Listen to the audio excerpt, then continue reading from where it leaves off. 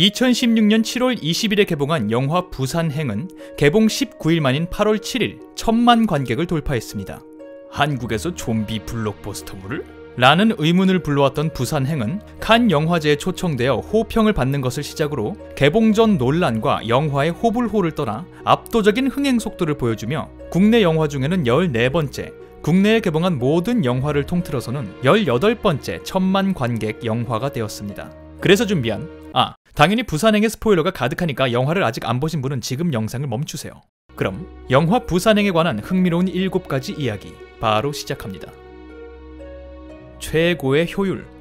부산행을 연출한 연상호 감독님은 애니메이션 감독 출신입니다. 애니메이션이란 장르는 그 특성상 사전에 어떤 장면을 어떻게 구현할지 완벽하게 계산이 되어 있어야 한다고 합니다. 사람이 연기를 하는 게 아니라 애니메이터들이 그림을 그려야 하기 때문에 이미 오랜 시간을 들여 완성한 그림을 보고서 좋은 아이디어가 생겼어, 이렇게 다시 그려보면 어떨까? 하기에는 시간과 돈, 무엇보다 애니메이터들의 에너지가 너무 소모되기 때문이죠. 그래서일까요? 영화 부산행은 영화 제작 과정이 매우 효율적으로 진행된 것으로 소문이 자자했습니다.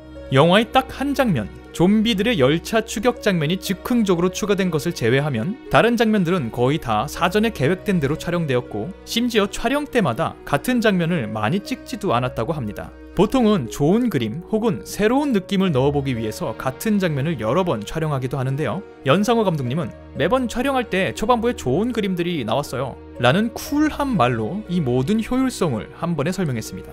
영화 촬영이 너무 효율적이어서 주인공을 맡은 공유씨는 감독님을 잘 알지 못하던 촬영 초기에 장면을 몇 번 찍지도 않았는데 자꾸 감독님이 오케이를 해서 영화를 이렇게 찍어도 되나 걱정을 했을 정도라고 하네요. 그래서 원래 80회차, 그러니까 영화 촬영에 소요될 날이 총 80일이었던 부산행의 촬영은 공식적으로 67회차로 마무리되었습니다. 중간에 예정이 없던 추격 장면을 촬영했는데도 말이죠.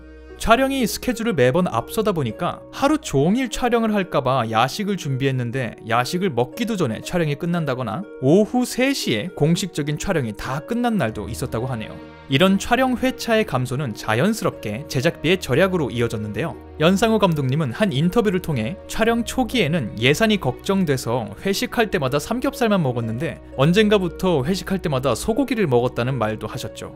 제작비를 절약했는데 영화가 대박을 쳤으니까 제작자에서는 연상호 감독님께 너무 고마워하겠죠. 그래서 연상호 감독님이 그랬답니다. 절약한 제작비 나한테 달라고. 물론 농담이었죠. 그래서 안 줬을 겁니다. 연출가의 뚝심.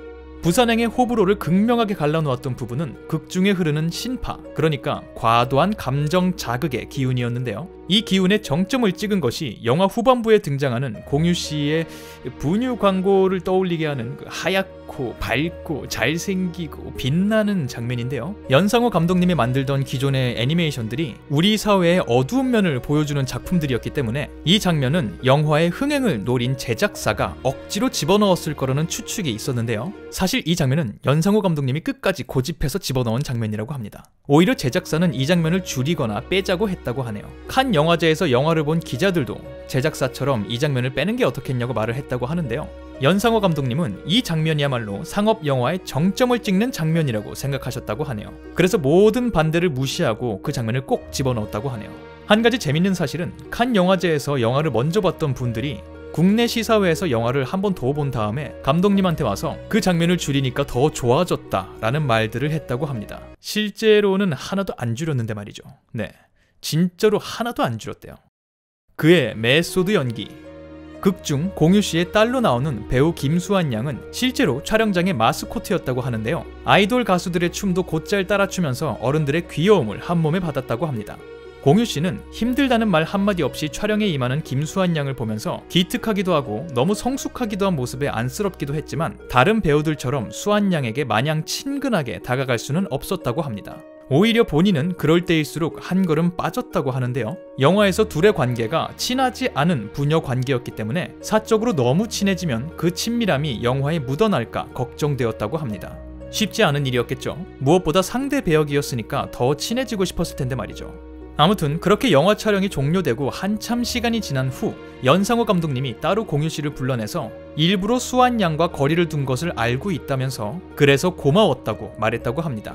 공유씨는 그 말을 듣고 누군가는 자신을 알아봐줬다는 사실에 짠했다고 합니다. 신의 두수.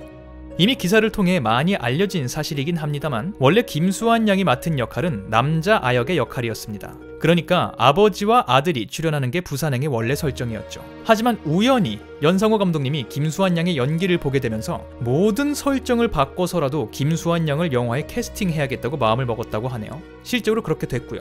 또 마동석 씨와 정유미 씨 커플도 원래는 연상연하 커플이었는데 나이가 어리면서도 마초적인 느낌을 주는 남자 배우를 찾을 수가 없어서 아예 연상연하 설정을 바꾸고 최강의 상남자 역할로 캐스팅한 게 마동석 씨라고 합니다. 부산행이라는 영화는 김수환 양이 불렀던 노래 알로하 오에와 마동석 씨의 이미지를 빼놓고는 설명할 수 없는 영화가 되었으니까 이 두 역할의 변경은 훌륭한 결정이었다고 말할 수 있겠죠. 반치광. 결과적으로 대박을 쳐버렸기 때문에 부산행은 더더욱 반칙을 썼다는 비판에서 자유로울 수 없게 되었습니다. 많은 영화들이 영화 개봉일 전에 유료 시사회라는 명목으로 몇몇 개 영화관을 통해 사실상 조기 개봉을 하는 변칙 개봉을 하는데요. 부산행의 경우 개봉 전 주말에 대대적인 유료 시사회를 펼치며 영화 개봉 전에 이미 50만 명이 넘는 관객이 영화를 보는 사태가 벌어진 바 있습니다. 개봉도 하지 않은 영화의 스포일러가 마구 돌아다니는 일도 자연스럽게 발생했고요. 영화를 어떻게 개봉하느냐는 만든 사람들 마음 아니야? 라고 말할 수도 있겠지만 공식적으로 약속된 개봉일 전에 그것도 대대적으로 유료 시사회를 펼치면 부산행의 공식 개봉일만 믿고 이 영화와 경쟁을 피하기 위해서 그 전에 개봉했던 영화들 입장에서는 억울할 수 있겠죠. 이에 관해 연상호 감독님은 변칙 개봉은 잘못된 일이 맞고 본인은 그에 반대했었다는 입장을 밝혔습니다. 동시에 현재 영화계의 구조상 영화관 측에서 흥행이 기대되는 영화에게 변칙 개봉을 하자고 제안할 경우 제작사가 거절하기는 힘든 상황이 있다며 제작사만의 문제가 아니라 한국 영화계 구조 자체가 바뀌지 않으면 이런 논란은 앞으로도 계속될 것이라고 자신의 소신을 밝힌 바 있습니다. 기록의 영화. 어찌되었든 지금까지 나열한 모든 이유가 더해져서 부산행은 천만 영화가 되었습니다. 단순히 천만 영화가 아니라 현 시점에서 한국 영화사의 여러 가지 기록을 세운 영화가 되었죠. 부산행은 역대 개봉일 최다 관객 동원 1위, 역대 하루 최다 관객 동원 1위, 역대 개봉 첫 주 최다 관객수 1위를 기록하고 있으며 봉준호 감독님의 괴물 이후 무려 10년 만에 칸 영화제에도 초청되면서 국내 1000만 관객을 넘기는 영화가 되면서 작품성과 상업성을 고루 인정받는 영화가 되었습니다. 또 연상호 감독님 본인은 변호인을 감독한 양호석 감독님에 이어 장편 영화 데뷔작으로 1000만 관객을 동원하는 두 번째 감독이 되었습니다. 창작자의 고민.